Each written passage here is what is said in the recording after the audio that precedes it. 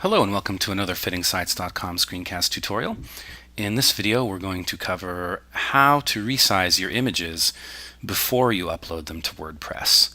And this is actually a pretty important thing because today with digital cameras probably most of us have more megapixels than we can count.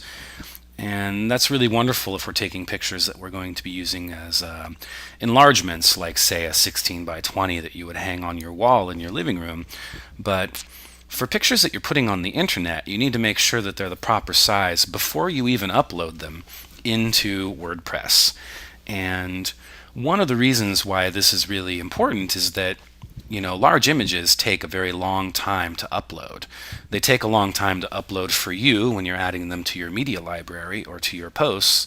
It also takes a long time for people who are viewing your site to see the images that are on your site, which is a real bad thing if people are on a slow connection.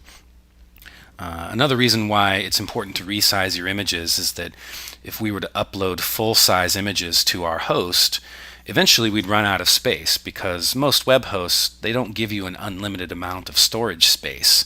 So after a year or so of uploading extremely large images like this from your digital camera, you'll run out of space and either have to delete images or probably purchase extra space from your host in order to add more images. And also, for some WordPress installations, you're actually limited to the size of the image you're allowed to upload. So you may have run into this in the past where you've tried to upload an image and it won't let you. One of the reasons why this might be the case is because there's a limit put in place by your host on how large an image you can upload. So here we have in front of us, this is an image that we took with our digital camera, and we can see it, the full view here. We can see the entire image, but just to give you an idea of how large this image actually is if it was viewable on a web page, let's go ahead and zoom in on it. And you can see that it's very large, actually so large it doesn't fit into the entire view, which is a bit of a problem and also kind of indicates that this image is probably just a little too large for use on the internet anyway. So what we're going to do is we're going to use a free online photo editor called Picnik, which is available at picnik.com. And this photo editor, which is a Google product, is very nice because it's free, of course. It has premium features, but for most basic functions, it's totally free. And also, it's very easy to use.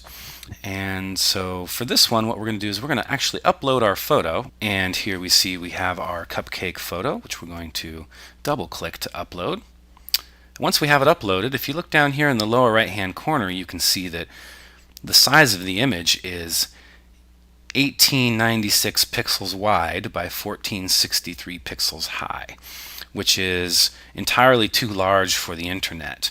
What we try to shoot for is a size that is no larger than 1024 pixels in the largest dimension. That size is large enough to be viewable on most laptop screens and most web pages, even if it's viewed full size. But it's also small enough that it's appropriate to upload to your WordPress site. And you can see up here at the top, all we need to do is click on the Resize button. And inside of our Resize panel, we can see that we have our dimensions here. And you'll notice we also have this option to keep proportions, and that's pretty important. We want to make sure that that's checked. The reason why is because we want to take the longest dimension, in this case 1896, and we want to change it to 1024. And you can see now by doing that, automatically the smaller dimension has scaled itself or kept its proportion to the large dimension to make sure that it doesn't get squeezed or stretched or somehow distorted. So here we have our image now, and it's 1024 by 790, which is a really great size for our site. So all we need to do now is click on OK.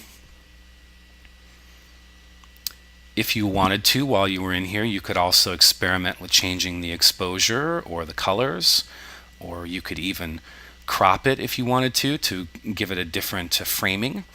In this case, we're pretty happy with what we have here, so we're going to just click on the Save and Share tab. Here we see we have an opportunity to rename our file, and it's a pretty good idea in this case because this is a pretty meaningless name, and it would be better if we gave it something like cherry cupcake. So that way we know what the picture is about. It helps us a lot when we have a lot of images in our media library if we have them named this way as opposed to the random name assigned by your camera. We could, if we wanted to, slide the compression slider and get an even smaller image, but the further you compress your image, the worse it looks.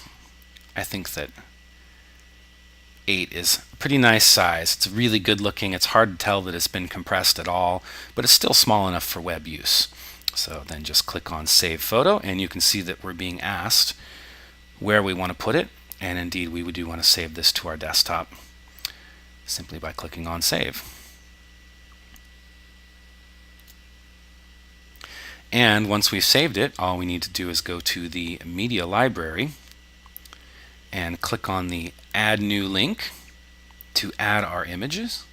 Let's go ahead and select that file, and here we can see that here's our cherry cupcake. Click on it to upload it. And very quickly it's uploaded for us. And we can see that the dimensions are indeed 1024 by 790.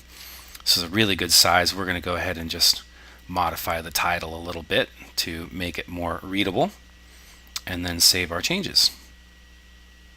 And there we go.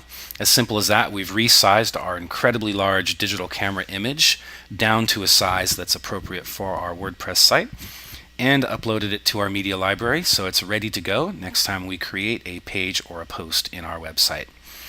And that's about it for now. Thanks so much for watching, and have a great day.